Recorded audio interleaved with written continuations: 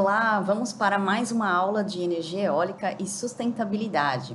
Hoje eu vou recordar com vocês alguns conceitos que nós já trabalhamos na aula 1. Se você ainda não assistiu a aula 1, tem o link aqui nessa videoaula e você pode olhar a playlist no YouTube. E se você trabalha na área eólica ou deseja atuar nesta área, te convido a acompanhar as minhas postagens no Instagram. Toda semana eu posto conteúdo novo lá, tá bom? Onde é que a gente usa energia eólica? Hoje, nós costumamos falar da energia eólica sempre fazendo referência a essas máquinas que estão sendo mostradas aí no slide. São os aerogeradores, as turbinas eólicas, que nós comumente vemos turbinas com 3 pás, né? Blade em inglês, né? 3 blades. Mas não é a configuração que foi usada pelo homem desde quando ele começou a usar a energia eólica. Então, hoje a gente vai ver alguns usos e acaba sendo uma recordação, né, uma revisão de toda a evolução histórica da energia eólica. A gente sabe que energia eólica é a energia produzida a partir da força dos ventos. E desde antes de Cristo, o homem já utiliza essa força dos ventos para algumas finalidades. Uma delas é o bombeamento de água. Então, 2000 anos antes de Cristo, já existiam moinhos movidos a vento na China para fazer o bombeamento de água e a irrigação das plantações. Se você não assistiu ainda o filme O Menino que Descobriu o Vento, eu convido você a assistir. Ele mostra exatamente essa situação de uma cidade que tinha a escassez de água, então as pessoas passavam fome porque não conseguiam produzir alimentos na agricultura por falta de água para irrigação. Um filme maravilhoso, emocionante e vale a pena assistir se você quiser conhecer um pouquinho como a energia eólica pode mudar a vida das pessoas, de uma comunidade como essa que é mostrada no filme.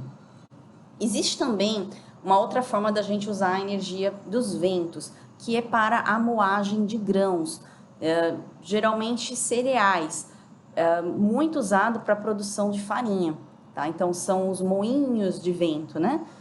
Como temos nesse slide um exemplo típico. Temos também o uso da energia eólica para o transporte, com as embarcações.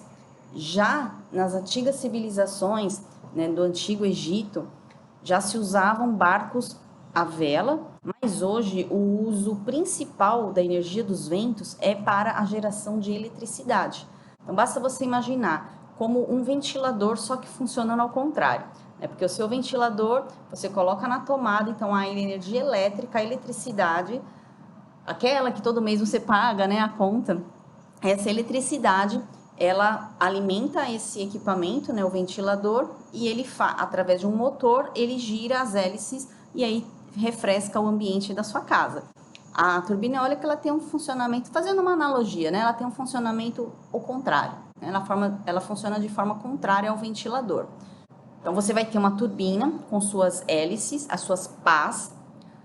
Essas pás, elas já têm um design que favorece ao melhor aproveitamento, né, desse vento que vai incidir sobre essas pás. Então, vai existir uma interação entre o vento, que é o ar em movimento. Então, o vento, ele passa pelas pás e aí ele vai criar uma diferença de pressão. Uma parte da pá, ela vai sofrer uma pressão que vai empurrá-la para baixo. E assim em todas as suas pás. E aí elas começam a girar. Nesse movimento de rotação, existe um eixo que fica girando. E esse eixo, então, já é uma energia mecânica, né? Dentro da turbina vão existir sistemas de ímãs que ficam, então, girando. E aí, lá da física, você lembra que quando você tem um campo magnético, que é formado por esses ímãs, né? Lembra? Um ímã tem um polo positivo e negativo. Quando você tem um campo magnético em rotação, você tem a geração de uma corrente elétrica perpendicular a esse campo magnético. Lembra da regra da mão direita? Então, é esse assunto de física que a gente tem que lembrar para poder compreender como é que é a energia mecânica, a energia de rotação de um eixo de um aerogerador faz a produção de eletricidade. Então, a gente tem dentro de um ventilador na nossa casa um motor que pega a energia elétrica e converte em movimento de rotação de um eixo e aí as pás do seu ventilador giram e te refrescam. Na turbina eólica, você tem um movimento de rotação das pás, então você tem um eixo, né, em rotação, e essa energia mecânica ela é convertida em eletricidade. Então, nós chamamos de gerador elétrico. Por isso que agora nós vamos conhecer os componentes básicos de uma turbina, de um aerogerador. E a gente vai ver na aula de hoje que existem diferentes configurações de turbinas, mas todas têm a mesma função, produção de eletricidade. Então, você vai ter um parque eólico com dezenas ou centenas de máquinas, que são as turbinas eólicas. A turbina, basicamente, ela precisa de uma fundação, que é a base, né, que fica, que dá a sustentação para essa máquina. Essa fundação, ela é construída por uma equipe de engenharia, muitos engenheiros civis envolvidos nessa etapa de fundação.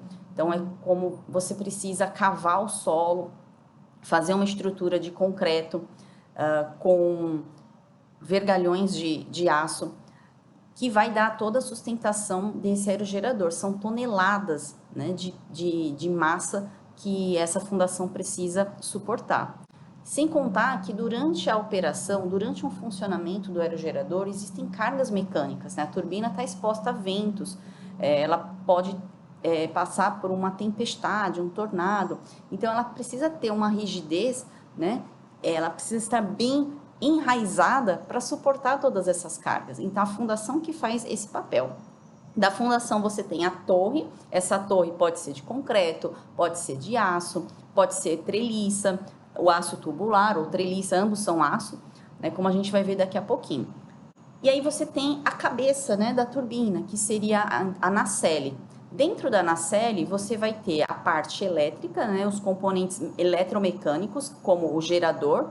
Você tem engrenagens, você tem esse sistema de transmissão, você tem o sistema de frenagem, você tem os controladores, os atuadores, todo o sistema de controle que a turbina ela é controlada remotamente. Vou dar um exemplo para você. Em Pernambuco, nós temos uma empresa chamada Brenan Energia. Então, eles possuem alguns parques eólicos lá na Bahia. Só que a operação, o monitoramento dessas turbinas, ele é feito num escritório que fica em Boa Viagem, no Recife. Então, se você vai para esse escritório, você vê que é o centro de operações, vão existir telas gigantes que técnicos ficam monitorando as condições de operação desse aerogerador. Então, ele vai ver a temperatura do óleo, medições de vento, de velocidade, de direção. Então, todo esse controle dos parâmetros de funcionamento da turbina estão sendo feitos de um outro estado.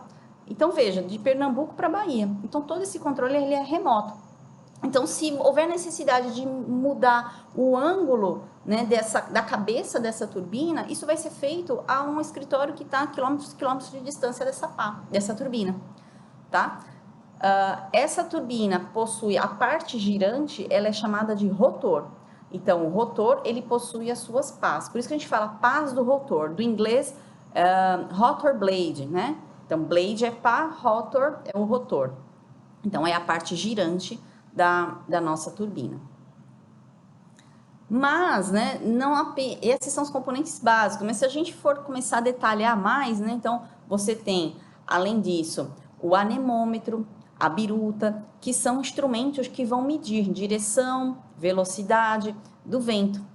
Vai nos dar medidas também da umidade relativa do ar, de pressão. Então, vários parâmetros do ambiente também são obtidos por uma torre anemométrica, que pode estar instalada no parque eólico. E na própria nacelle, você vai ver esse sistema de biruta e anemômetro, são esses sensores de ventos.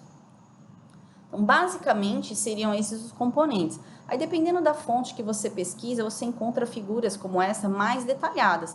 Tá? Lembrando que por dentro da torre tem todo um sistema de cabeamento, né? Porque toda essa eletricidade produzida no gerador elétrico que está lá na nacelle, nessa cabeça, essa eletricidade ela desce por cabos condutores por dentro da turbina.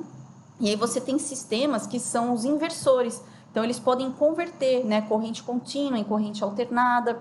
E você tem uma linha de transmissão ou uma subestação dentro desse parque que faz a elevação dessa tensão, porque ela precisa ser transportada para os centros consumidores numa tensão maior. Então, você leva, por exemplo, para 230 mil volts, né, ou 230 kV. Então, a subestação, ela faz esse papel, né? Ela altera, né, o nível da tensão para que você possa transportar, né, a energia em pacotes maiores. Você pode ter um parque eólico localizado no sertão de um estado do Nordeste, como o sertão de Pernambuco, sertão da Paraíba. Um abraço aí para o pessoal de Santa Luzia, né, falando em sertão da Paraíba. Então, você tem um centro produtor de eletricidade que está muito longe do mercado consumidor. Então, esse parque eólico de Santa Luzia, por exemplo, ele está quilômetros e quilômetros distante de João Pessoa, por exemplo. Então, essa eletricidade ela é transportada, né, por linhas de transmissão. Por isso que a gente fala que quando chega o desenvolvimento, né, vamos investir em energia eólica no país, a gente precisa desenvolver toda a cadeia produtiva. Então, as linhas de transmissão elas precisam ser dimensionadas para poder transportar essa energia que está sendo gerada nesses parques eólicos e que estão em locais remotos. São distantes do centro consumidor, distantes da capital, onde a gente tem a maior quantidade de pessoas e um maior consumo de eletricidade, tá? Veja quanta coisa a gente já está falando, né? Já começou a falar de demanda de energia, estamos falando dessa malha, né? As linhas de transmissão. Então, essa infraestrutura, ela tem que caminhar junto com a chegada de um parque eólico, né? Assim como você precisa ter estradas de qualidade para que esses componentes das turbinas sejam transportados. Pega o caso aqui de Pernambuco. Você tem em Suape, né, que é um complexo industrial e portuário que fica nos municípios de Cabo, de Santo Agostinho e Pojuca, litoral sul pernambucano.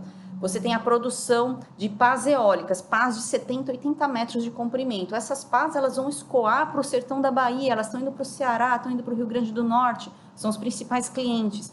Você precisa ter estradas que essas carretas consigam transportar essas pás. E esse é um desafio logístico, né? Porque são pás grandes para você fazer curvas, acesso montanhoso, estradas que não são pavimentadas. Então, essa pá, ela pode já chegar no parque eólico danificada. É comum as pás, elas precisarem de um kit de reparo. E você reparar uma trinca, algum dano que ocorreu não pela produção. A produção entregou a pá 100%, controle de qualidade nota 10. Mas durante o transporte, essa pá foi danificada. Então, existe um desafio logístico. Você que é da área de logística, saiba que é uma área que é bem demandada. E existem várias formas de transportar essa pá. Você pode transportar essa pá bipartida, ou seja, ela é dividida em duas. Existe o transporte de pás que ela é feita inclinada, né, como se fosse um ângulo aí de 30, 45 graus, para que você não transporte a pá na horizontal, porque a carreta fica mais fácil de manobrar, tá? E vez ou outra a gente vê na mídia, né? A carreta tombou, o motorista foi fazer a manobra e não viu, bateu, colidiu. Existem muitos acidentes com pás eólicas durante o seu transporte. Por isso que você vai ver batedores, que são aqueles carros, né, sinalizados, que eles fazem a escolta da pá. Existe a Polícia Rodoviária Federal, que também faz esse acompanhamento. Tudo isso para garantir a segurança não só da pá, mas dos motoristas que estão trafegando nessa área. Eu não sei se já aconteceu com você, de você estar dirigindo na estrada ou estar num veículo, num transporte público e você ficar ali meio que de castigo, devagarzinho, porque estão transportando um anel tubular que vai ser a torre, né, de uma turbina. Então ela é gigante, ela ocupa quase 2 pistas, você não consegue ultrapassar e você tem que ficar lá naquela fila indiana esperando a sua vez. É uma questão de segurança, tá? Nós temos turbinas com diferentes configurações. Com relação ao eixo de rotação, você pode ter uma turbina de eixo vertical, em que as hélices vão girar em torno de um eixo vertical. E eu posso ter uma turbina de eixo horizontal, que as turbinas giram em torno de um eixo horizontal, como o próprio nome diz.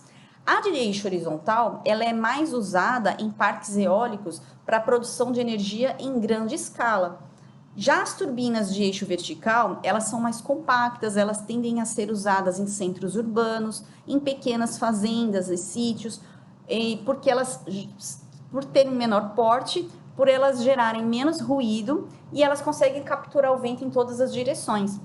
Já as grandes turbinas, elas são instaladas em locais em que já foi feito um estudo de ventos, você sabe que aquela região ela é propícia à geração eólica, e ela tem um custo muito maior. Então, o investimento, né, ele é feito em função do retorno que ele vai dar.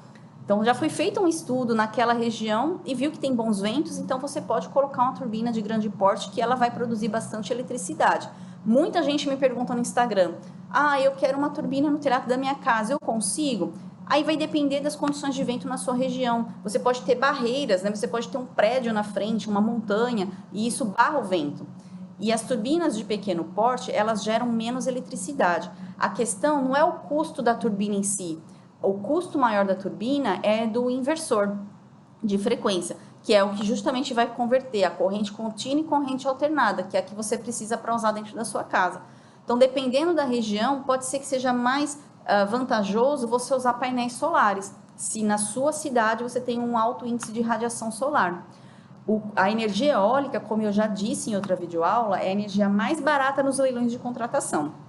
Ela é mais barata, inclusive, do que as hidrelétricas. Mas por que eu vejo tanta gente colocando painel solar no telhado da casa agora? Porque a própria geração de eletricidade, que hoje já é possível, né? O Brasil já de alguns anos tem uma legislação que permite que você possa produzir a sua própria eletricidade, inclusive vender o excedente para a companhia distribuidora, acaba hoje sendo mais vantajoso para essa geração, que nós chamamos de geração distribuída, né? Mais barato a energia solar fotovoltaica.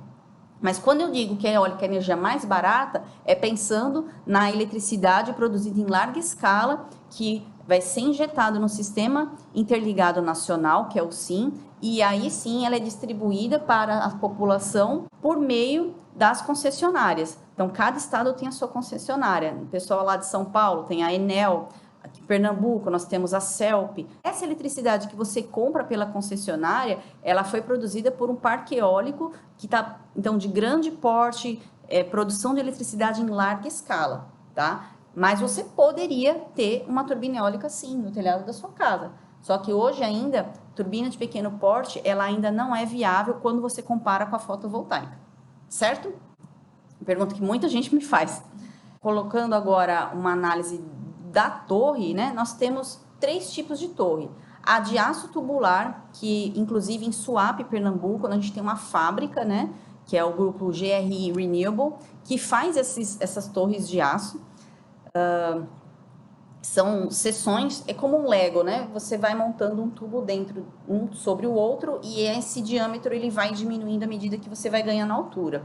Então, você tem seções que vão de 40 metros de diâmetro a 20 metros. Existe um outro tipo que também é de aço, mas é em forma de treliça, parecida com aquelas torres de telecomunicações. No Brasil não é tão comum, tá? Aqui na foto você tem um exemplo clássico de uma turbina treliçada das Vestas.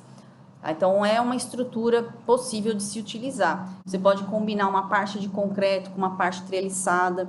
No Brasil, a gente também tem muitas turbinas com torres de concreto. No Rio Grande do Sul, tem um parque eólico muito famoso, que foi um dos primeiros aqui no Brasil, que é o Parque Eólico de Osório.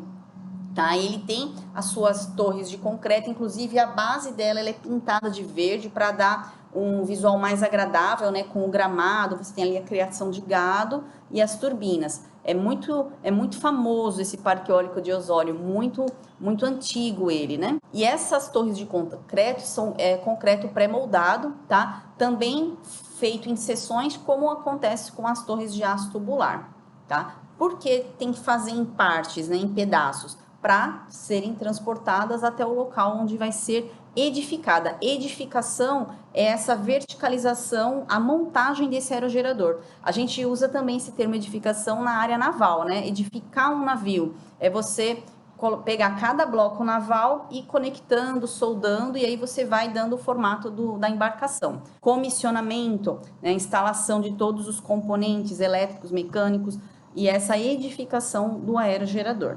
Bom, gente, o que eu tinha para falar hoje era isso. Espero que você tenha gostado dessa aula. Continue acompanhando. Se inscreva para receber as notificações de novas videoaulas sobre energia eólica e sustentabilidade que eu vou trazer aqui para vocês, tá? E não esqueça que lá no Instagram também toda semana tem postagem nova para você ficar sempre antenado com o que tem de mais recente no mundo da energia eólica. Lembra, a energia eólica é a energia que nos conecta. Tchau, tchau!